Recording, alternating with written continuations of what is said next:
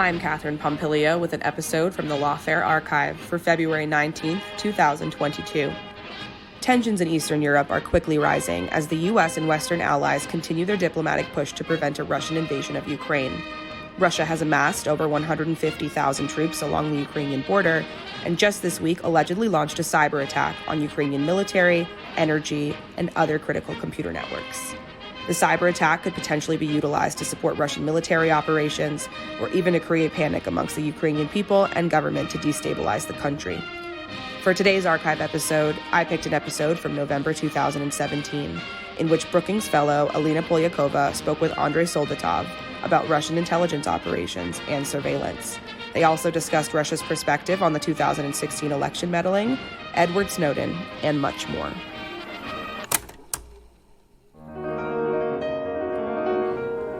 I'm Benjamin Wittes, and this is the Lawfare Podcast, November 11th, 2017.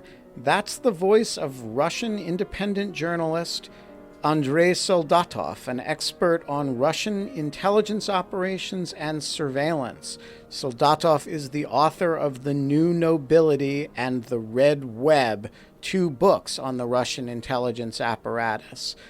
My new colleague, Alina Polyakova, interviewed him in my office last week. They covered a lot of ground. It's everything you need to know about the Russian side of the 2016 elections, but we're afraid to ask. It's the Lawfare Podcast, episode 260, Andrei Soldatov on Russian intel ops and surveillance. So, podcast listeners, this week, our interview is not going to be conducted by me, and it's not a Brookings event. We are joined this week by special guest host Alina Polyakova, my new colleague in the foreign policy program at Brookings. Alina, welcome to the Lawfare Podcast, and you've taken it over in a bloodless coup. Thanks, Ben. So this is the first in what we hope will be a bunch of podcasts that Alina is going to do on matters Russia. We figured that there is just a great deal of ignorance about what has become a major adversarial power over the last few years. And so, Alina, tell us a little bit about the project that you're going to be doing. So thanks, Ben, for letting me co-op the podcast a couple of times over the next couple of months. Well, I think most listeners of Lawfare have been following the ongoing Russian investigation in the United States, Russian interference in our own elections, and what that all means, not just for the United States, but for the West as we know it. But what we don't know much about is how are the Russians really doing this? How are they looking at the West? What do they think about all this? And on the other hand, what's really happening in Russian society? I think some people see Russia as this monolith that's 10 feet tall, but it's not. And that's what we're trying to get to the bottom of here. So lots of Lawfare podcast listeners right now are saying, yeah, but who the heck is Alina Polyakova? So why don't you answer that question for them? How did you get into this, and who the heck are you? So I'm a new fellow here at Brookings in the Foreign Policy Program. As you may guess from my name, I'm from that part of the world, originally from Ukraine. Have been working on trying to understand how the Russians run influence operations in Europe for a number of years. And I thought it was just about time now that the U.S. has been the latest victim of Russian attacks for us to learn more about how the Russians do what they do. And tell us a little bit more about your guest. So Andrei Soldatov is a very well-known independent Russian journalist. And as many people might know, it's not very easy to be an independent Russian journalist in Russia today. He and his co-author, Irina Baragan, who didn't join us on the podcast, but is a co-author in all his work, have started a sort of watchdog independent website to try to understand what has been happening in the consolidation of Russian intelligence services, and also how the Russian state has not just cracked down on political opposition, but has really increased its surveillance operation in society. All right. And with that, Here is the actual podcast. So Andrei, I think many of our listeners probably don't know much about you. You come to us from Moscow, we know that much. But tell us a bit more about, what's your story? What's your background? You're a Russian journalist, working on surveillance issues for a long time. What is that like to be working on these issues in Russia today? And how did you get into this line of business in the first place? It's a tricky story, especially today, but actually I started, in the 1990s, in the late 1990s, and actually my first topic was information technologies, but I became very bored with this stuff very quickly in 2 years. But sometimes it's really crazy to fly to Texas, for example, to be shown into some room and to be present at some presentation of a new printer or Xerox machine, and then to fly back. So I wanted to do something more exciting, and I thought that to write about the Russian security services would be interesting, especially because in the late 1990s we got this new war in Chechnya, we got Vladimir Putin as Russian Prime Minister, so it was quite clear that security services would be a big topic.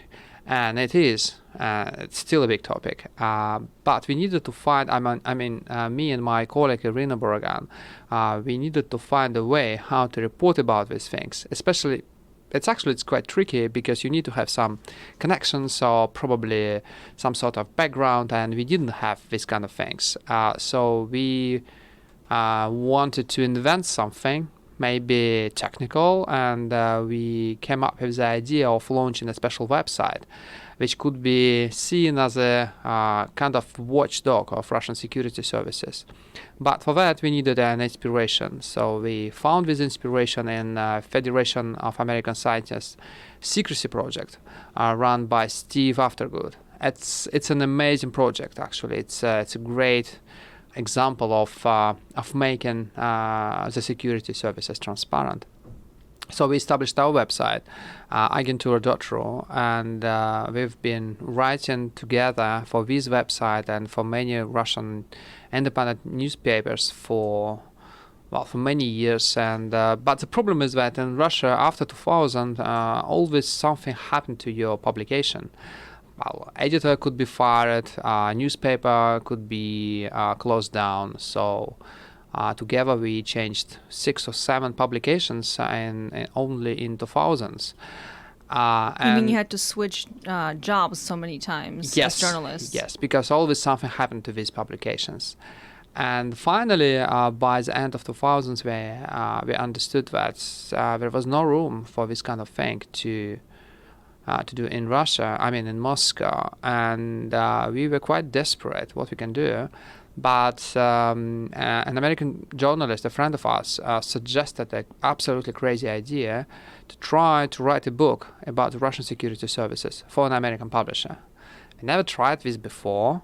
I never written anything in English, and I thought, wow, it's absolutely crazy, but because you really... when you are really desperate, you can do whatever it could. You can, and we supplied a proposal, and thanks to some friends, eventually it ended up on the table of an editor of public affairs, Peter Osnos, and he said, "Fine, let's try." So that was the way we got our first book. The New Nobility, published in 2010. Yeah, so I should mention, since you're bringing it up, one, I think your background being a journalist, focusing on the specific issue of Russian security services is really unique. You said, how can we bring more transparency to the security services, to surveillance? If we know anything about Russian surveillance services or security services, is that they're anything but transparent. So I know you don't have an easy job. You're about to start talking about your second book, but I thought I would introduce it instead and do it for you.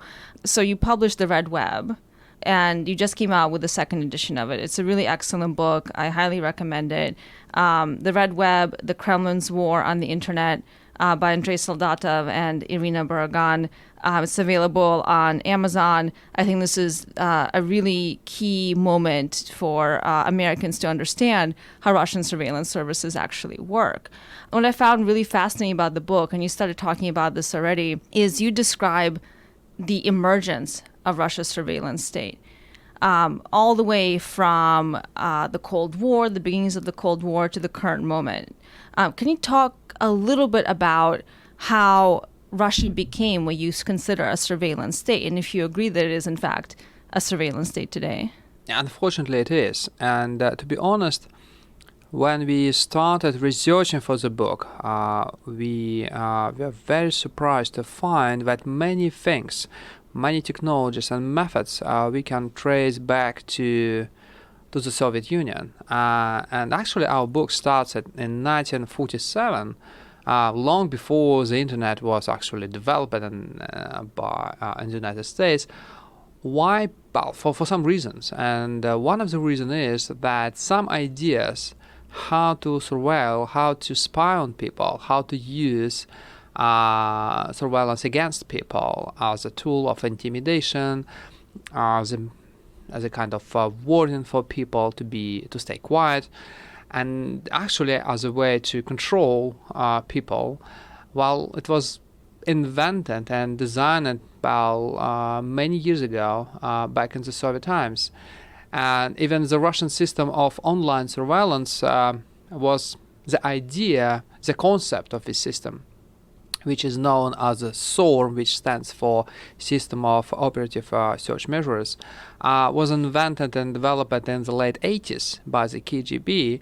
And the KGB, in turn, was inspired by the example of Stasi.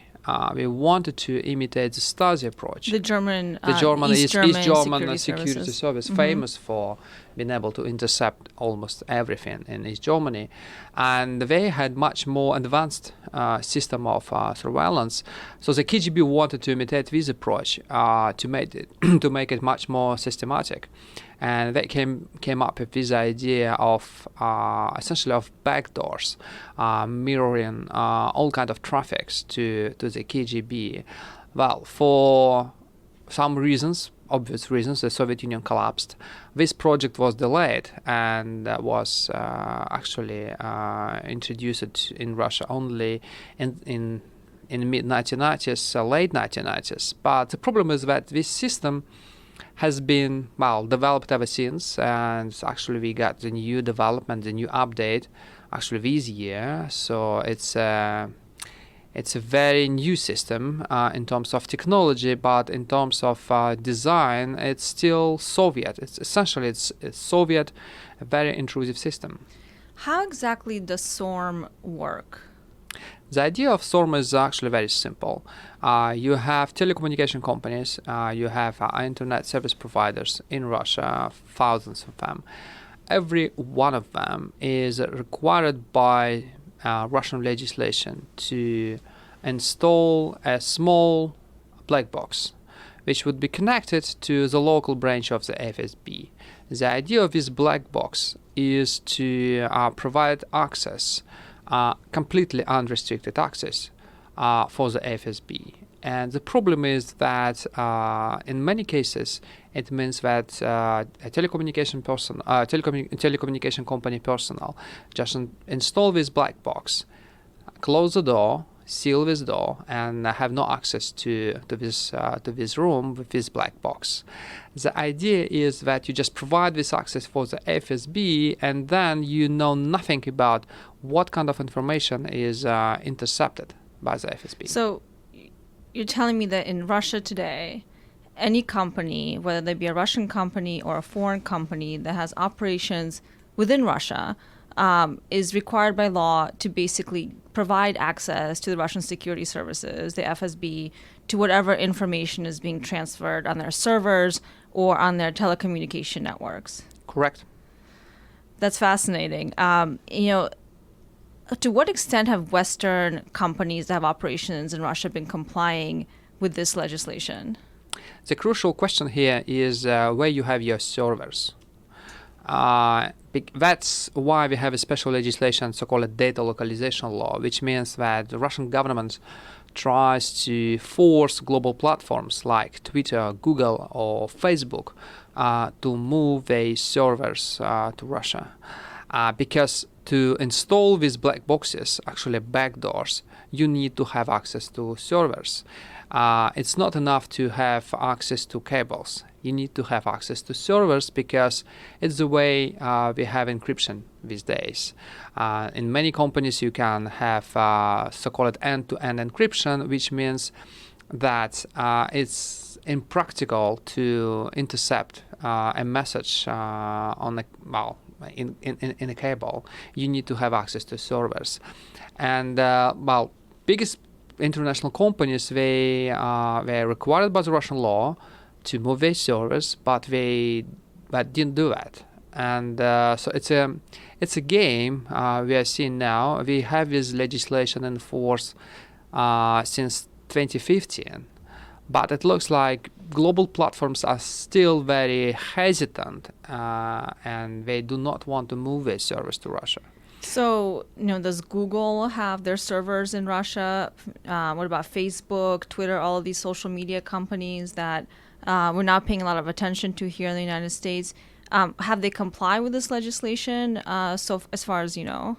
As far as we know, because these companies are extremely secretive, they do not comply with this law. Google have some servers, but it's not these servers are not about personal data, not about content. It's basically their cache servers for Google. So it's about results of your searches, and not about your personal information or content of your emails.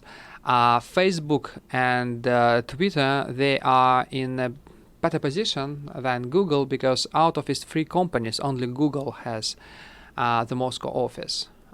So Facebook and it's quite difficult to put Facebook and Twitter under pressure. But the Russian government tries best. And they routinely issue some warnings that say Facebook would be blocked in 2018 with some threats to Twitter. So it happens every day almost. Mm-hmm. But so far it looks like there is no political, decision to block these services in Russia. So information, at least on these particular companies, is still not within the hands of the FSB. Yes, we hope so. We hope so. I think what's fascinating about what you're describing and also what you and Irina talk about in your book, Red Web, is this almost obsession that the Russian state has today and then the Soviet Union has had before the Russian state during the Cold War with control of information.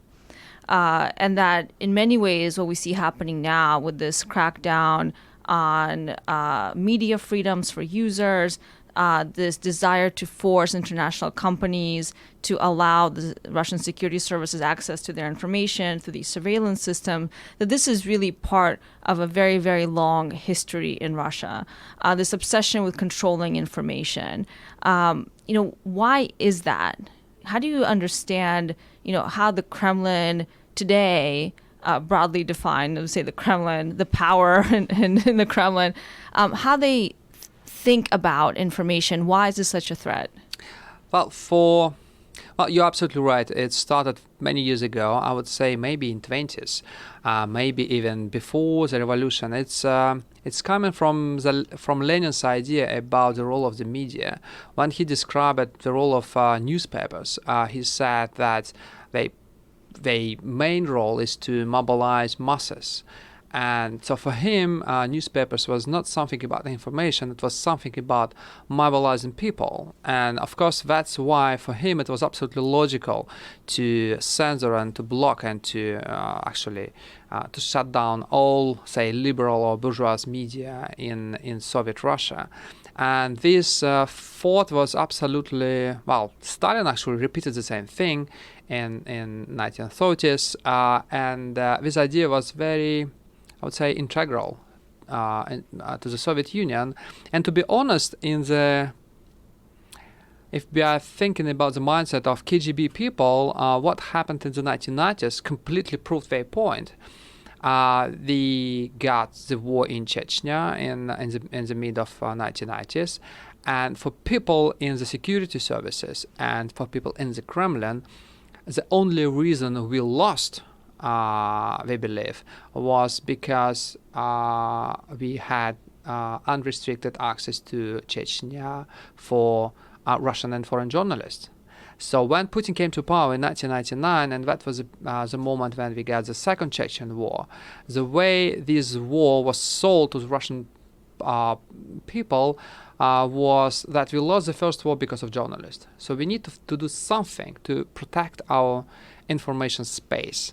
That's why very early, actually in 1999, in 2000, we got the very first Russian doctrine of information security. And if you read this fascinating document, you can find that they stipulate that foreign media could pose a threat. And that's why, actually, since 2000, we have all these talks in the Kremlin and in the security services that we need to control information. That's why we had always this big conflict with, say, between the Russian cybersecurity community and the Western cybersecurity community. The Western cybersecurity communities have been always insisting on speaking in terms of cybersecurity or cyber warfare. Mm-hmm. The Russians have insisted on talking about information security, meaning the content. Mm-hmm. They always wanted to control the content because they believe it is much more important than, say, cables or computers. And unfortunately now, lots of people even here started, say, accepting this point of view or even this language, but we need to do something with the content. So I think just taking back a step for a moment, you describe all of these surveillance services that have emerged in Russia today, this desire to control the information space, particularly since Putin came to power. But, if we're trying to kind of get in the head of Putin himself or people close to him, people in power in Russia today, how do they think about intelligence operations more broadly? Because I think what we observe as outsiders in the United States, so it seems that under Putin, the Russian state and the Russian security services have basically become one and the same. That the security apparatus in Russia has penetrated all parts of politics and the political institutions, that there's very little separation. Of course, as you said, when Putin came to power, you knew the surveillance and security was going to be a big issue because Putin was, before that, the head of the FSB and had a long career in the FSB as a young man and until he basically became the head of state in Russia. But where does, what's the bigger picture here? How does the Russian state today under Putin think about intelligence services, intelligence operations? Where does domestic surveillance fit into all of this? Well, the problem here is that Putin, he loves to present himself as a direct successor to Andropov, and meaning that Andropov was a long-standing chief of the KGB, and then he was promoted to be head of the state. But basically, and that was before Yeltsin. Yes, it was actually in the early 80s. Mm-hmm. The thing is that actually, it's not true because Andropov was not a trained KGB guy. He was not a trained KGB officer. He was a political appointee. He was actually an official at the Communist Party sent by the political party, by the Communist Party, to oversee the KGB. Yes, he became a director of the KGB, but essentially by his training, he was a political guy. But with Putin, very first time in our history, we have a guy who is a trained security agent, and he is the head of the state, which means that when he speaks to his security services, there is no gap, there is no distance at all. They share the same mentality, the same prejudices, the same background. They speak the same language. They speak in the language of threats. And actually, if you look at the way Putin speaks about sensitive things, like, for example, the development of the internet, he sees the internet in terms of threats. First of all, he talks about everything in terms of threats. And it's a very, I would say it's a KGB mentality. That's one thing. The second thing is that we have an essential problem of Russian bureaucracy. If you have a new head of state, for him it's always difficult and tricky to find his way to find new people to give them prominent positions. And it was a problem for Yeltsin. He solved this problem, say, using regional approach. He just brought to Moscow lots of people from his town, Yekaterinburg. Putin did the same. He brought to Moscow lots of people from St. Petersburg, but he also believed that he could trust only people from the security services. And he made them, in a way, the new Russian aristocracy. That's why the chief of the FSB, back then, Nikolai Patrushev, coined this term, the new nobility. He actually used this term to name his own people. And that's, of course, the title of your first book. Yes, that's why it was not chosen by us. I mean, that term was coined by Nikolai Patrushev.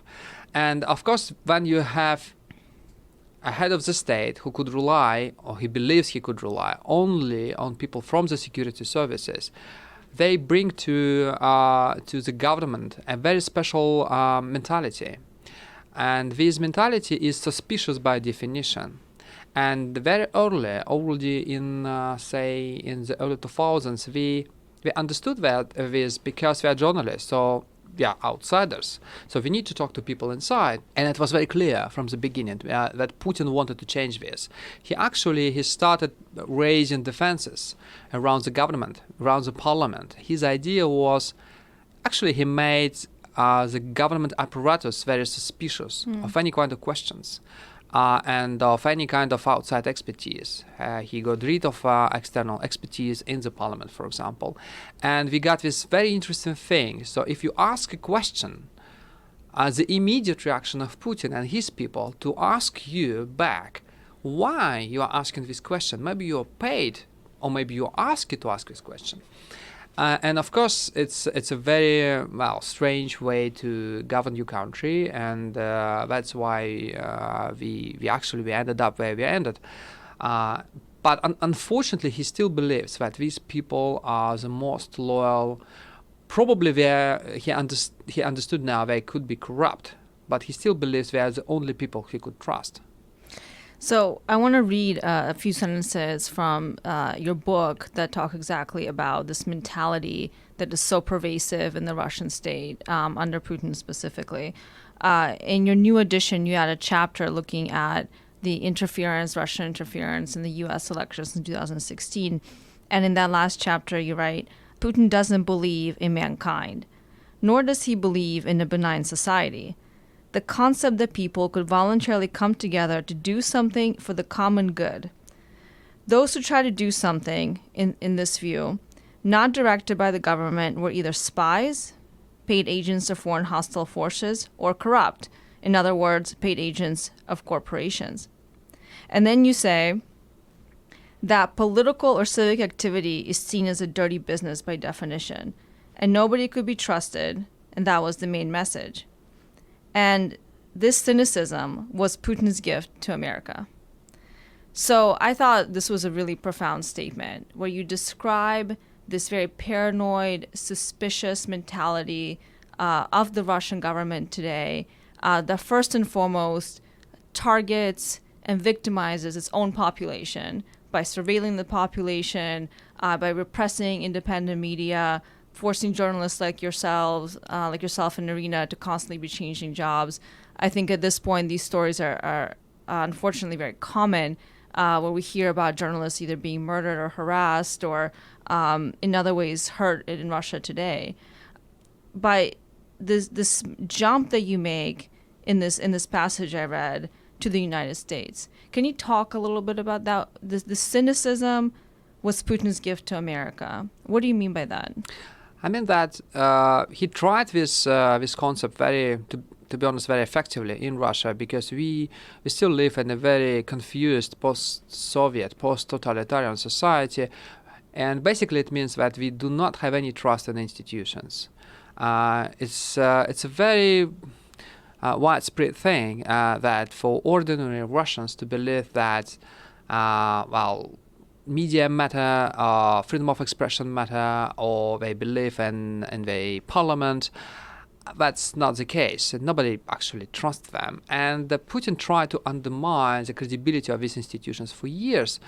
Actually, even his parliament was a joke, and it was accepted by the Kremlin that people would see his parliament as a joke, because the idea was to have, if you have this image of the Russian society, Putin would love us to see it this way, that you have the population and a strong leader, nothing in between.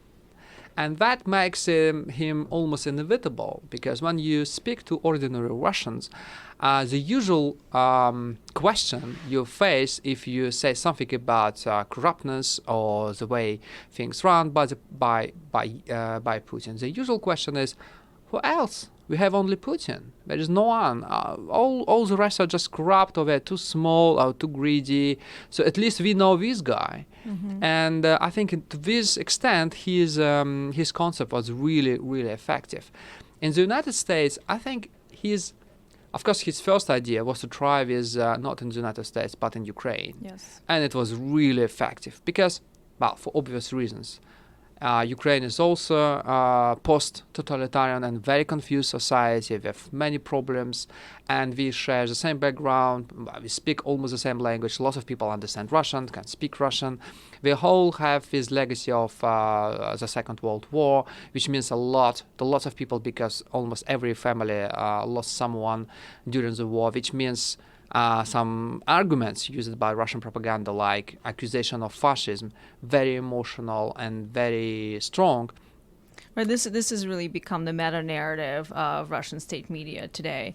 Absolutely. That to tie any enemy of the state, as whoever that may be in the particular moment, as a fascist, a Nazi, and all of these things. And we saw this very, very clearly with Ukraine, as you're saying. Yeah, but it was also based on the idea of mistrust. Mm-hmm. So you cannot trust Yanukovych, that's fine, but you cannot trust these revolutionaries, because they should be corrupt. Just because because they try to do something in public sphere, they should be corrupt. They should be paid by someone. We do not trust them. So that was the concept Putin then tried to export to the United States. But you already have some problems of trust here, and with the media, with many institutions. So he didn't actually invent this narrative, but he tried to exploit what you already have, and to some extent, it was quite effective. So how exactly did that happen? You say, Putin, and I think it's interesting that you say Putin and not the Russian state or the Kremlin. So I guess two questions for you. Is it really Putin who's the puppet master behind, whether that be Russia's disinformation campaigns in Ukraine or in Germany or in the United States, the hacking and the email theft that we saw in the United States, all of these seemingly coordinated attacks on Western institutions to make people doubt the legitimacy of those institutions, to make people trust those institutions less.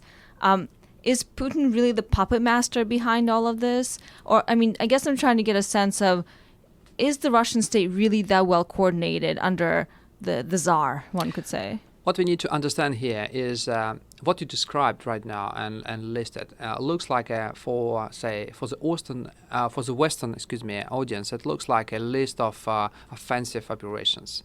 But for people inside of Russia, it looks absolutely different. The Kremlin really believe that they are on defensive. They believe that they are under constant attack, and that actually explains why Putin was personally involved in many of these stories. Ukraine was seen by Putin as a personal attack on him and on political stability of his enemy. Meaning Ukraine's desire to join the EU eventually and sign the free trade agreement. It was seen as an offensive operation by the West with the goal to undermine his influence and finally to undermine the political stability in his country. Panama Papers expose was seen as a direct attack on him and his personal friends, and he needed to fight back. So many of these things were seen as a direct attack on him. And some things you just cannot do, say, without Putin, especially the United States. It's a very emotional topic for him from the very beginning. And just remember that when he became the president, he tried to please George W. Bush for some years. He was the very first foreign leader to make a call after 9/11. He gave up some military facilities in Cuba and Vietnam to please the United States because he wanted to be treated as equal, he wanted to be respected. And the moment he understood or he decided that he was betrayed, that triggered his emotional reaction.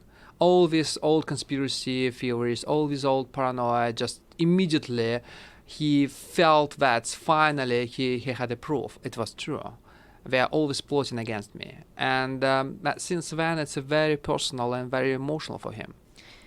So what you're basically outlining is this notion that, Putin's view of the international order is a West that is constantly trying to undermine Russia's interests, that is, starting revolutions in Ukraine, the Arab Spring, in the Middle East, and eventually this is something that the West will try to do in Moscow. Is that really the main fear? Absolutely. And what we need to understand that in Russia, the picture is a bit, well, maybe primitive, maybe too simple, but we're always talking about, not about, say, Germany and Russia, not about UK and Russia. We are talking about the West and Russia. We are talking about the whole of the West and Russia because it's, first of all, it's good for the Russians to think, actually we present our Russian civilization, so that make us almost equal with the Western civilization, but it also make easier if you want to find proofs what the Western countries plotting against Russia. You always, out of all this big conglomerate of the countries, you can find some proofs and feel into the Russian propaganda and say, look, just another proof, another sign of a big conspiracy against us. And so you said that everything that Russia has done, this election meddling, interference through disinformation, other forms of interference in other countries' affairs, is a revenge war, basically, perhaps from Putin's point of view. Yeah, it's a kind of retaliation, and that makes it so difficult to understand the Russian foreign policy because it's always reactive. They sort of react to things. Always in the same manner, but still they react. And sometimes their reaction might be brilliant in terms of tactics. Sometimes it's awful, like it was really crazy to invest, to spend $50 billion on Sochi Olympic Games and destroy everything next week, interfering into Maidan and into Ukraine, but still it's very reactive. So from that point of view, the Russian interference in the U.S. elections, what was that revenge for? What was that a reaction to? It was revenge and reaction on the Panama Papers expose.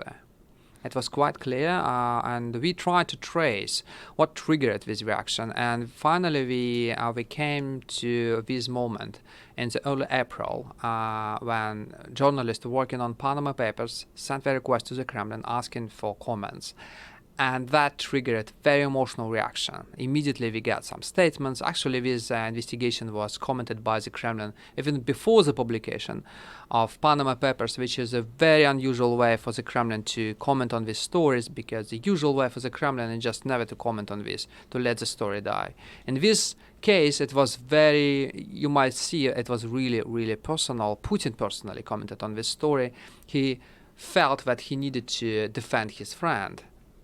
So for Putin, the Panama Paper leak and the expose that followed was not something that was done by a network of independent journalists. It was really a Western ploy to try to take down him and those close to him. Not just a Western plot, but Hillary Clinton's plot. There was some strange miscalculation, and I think it was a kind of intelligence failure from the Russian side. But it looks like Putin was briefed about Podesta emails by the beginning of April. April 2016. And because the hackers were in the system of Podesta on March 18. So the thing is, what happened next? That a very strange conspiracy plot was construed with Goldman Sachs, Hillary Clinton's people, and journalists working on Panama Papers. So in Putin's mind, it was all part of this big conspiracy against him. And because he believed that Hillary Clinton was personally involved, well, he believed that now he is a kind of justified to fight back. So a lot of information has been coming out recently about the extent and the breadth of Russian interference in the U.S. elections. I mentioned at the beginning that recently Google and Twitter and Facebook have all been asked and forced to come testify in front of the U.S. Congress. And some of the numbers they reveal in their testimonies, I think are quite shocking. And I don't know if it's really the full extent of it. Facebook said that 126 million individuals likely saw the ads and content that was put out by this the International Research Agency, is that what it's called? That's right. The so-called troll factory in Russia, and that this was a targeted set of campaigns on some specific U.S. states, but also targeted across users on Facebook. I think this is a really shocking figure, and that about $100,000 was spent specifically to promote certain ads that had divisive content about race or sexual orientation, LGBTQ rights, etc. For Twitter, they estimated that almost 3,000 of their accounts were these fake, inauthentic accounts, also linked to the troll factory in Russia.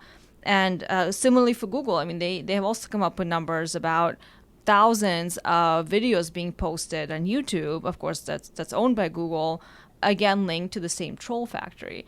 So I think as all of this information is coming out, I mean, I guess my question to you again is, is this really being coordinated not by the Kremlin and by Putin himself? If this is really a personal revenge plot that he's carrying out against the United States and perhaps against Hillary Clinton specifically, or is this kind of an uncoordinated entrepreneurial attempt by various proxy organizations that are acting on behalf of the Kremlin, but not necessarily at the full direction of Putin himself? Which one is it? Well, the problem is that these proxies, say this Internet Research Agency, and its founder actually happens to be in very personal relations with Vladimir Putin.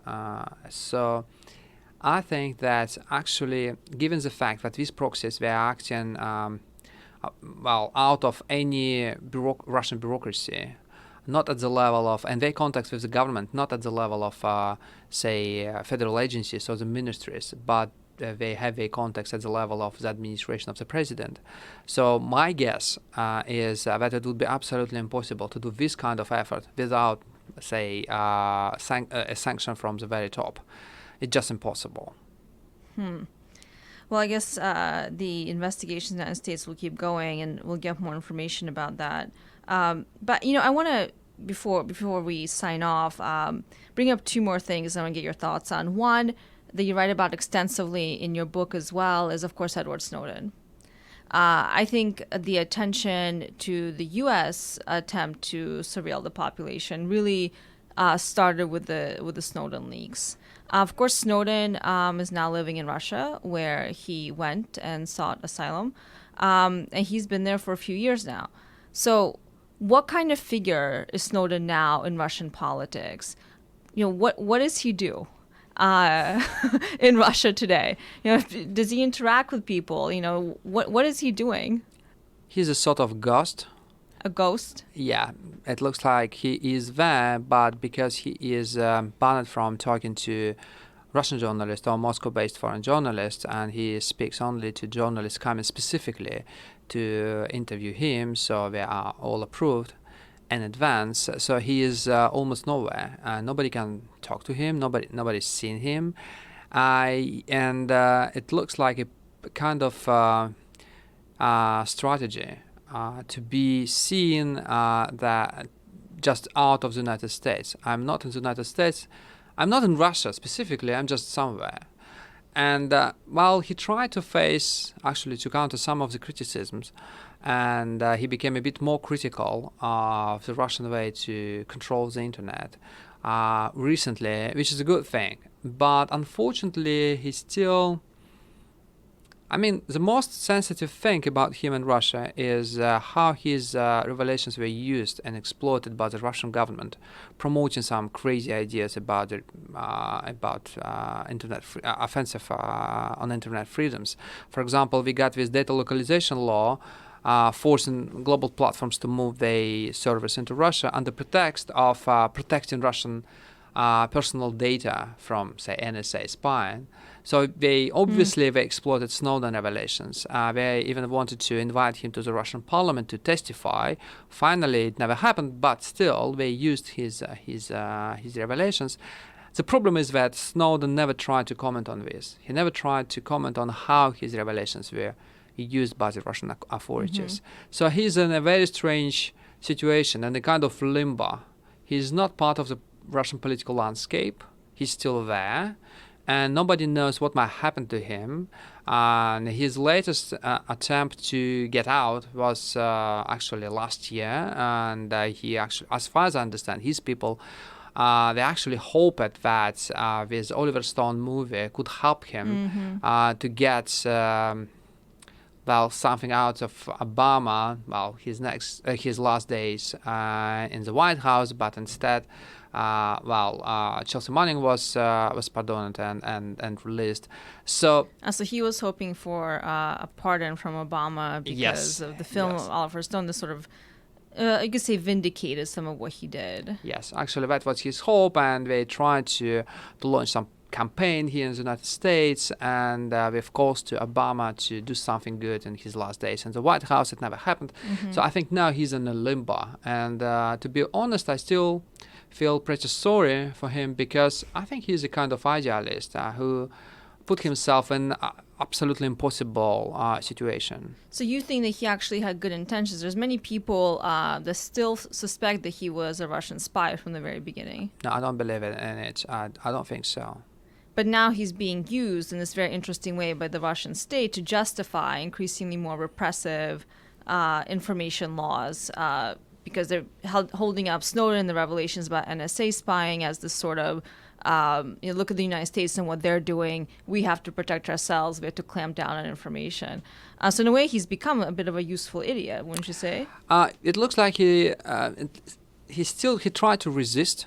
He never appeared on, say, Russia Today, RT, or Sputnik. He was never used directly by the Russian propaganda, and of course we would love to. So he put some restraints. I think he said no in some cases, but of course he's trapped in this situation. And given the fact that you live surrounded by these people with almost no option to get out, well, it's tough. So I think lastly, the big question, I think, for most people in the United States is, where's this all going? Russia has, I think, taken this very risky step to strategically interfere with what you say, direction from the very top, from Putin himself, in the U.S. presidential elections.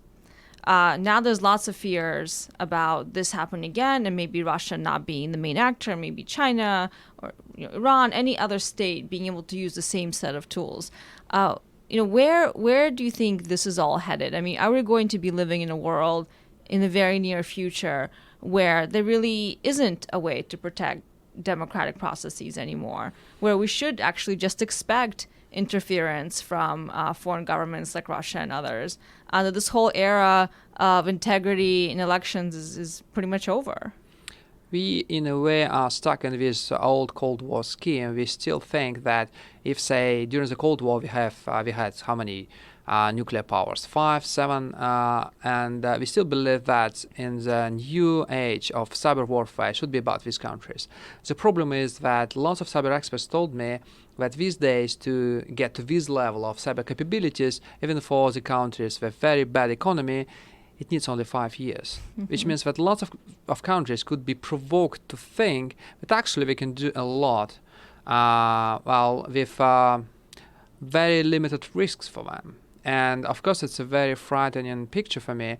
Also because only now we are getting to the stage that to the moment that with information operations, and because we are talking not about cyber operations, we are talking about information operation. That's right. And even if we are talking about hacking, it's not hacking into some critical systems. We are talking about email accounts. The problem is that what might happen if we get to the moment when these things would be combined. I mean, the real attack on something real in critical infrastructure of the country is combined with an information operation. That would be really, really something. And I think that's what's coming next. And it could be really terrifying, unfortunately. It's certainly a bleak picture, and I guess the main hope is, at least in the United States, now there's so much attention on these issues that we're going to take this more seriously going forward. At least that's the hope. Andrei, just before I let you go, I just want to thank you not just for coming here and talking to us, but for doing the work that you do in Russia. I don't think that's easy. I think you're in a very difficult situation. But, thank you for doing the work that you do, for taking the risks that you probably have to take to continue to provide us with good journalism and good information about a topic that we don't know very much about in the United States or elsewhere in the West. So thanks thank you. again. It's a pleasure having you. Thank you, Alina. Thank you. The Lawfare podcast is produced in cooperation with the Brookings Institution. Thanks this week to my colleague Alina for taking over the podcast and making me not have to deal with any of it. Our music is, as ever, performed by the one, the only, the right, the Honorable Sophia Yan. You need to do your part to promote the Lawfare podcast. So come on, if you haven't tweeted us yet and told the world how much you love us, and if you haven't left us that rating on the iTunes store, get on it, because we need your help. We don't advertise. We don't do any of the things to promote the podcast. We only have you guys. Thanks for listening.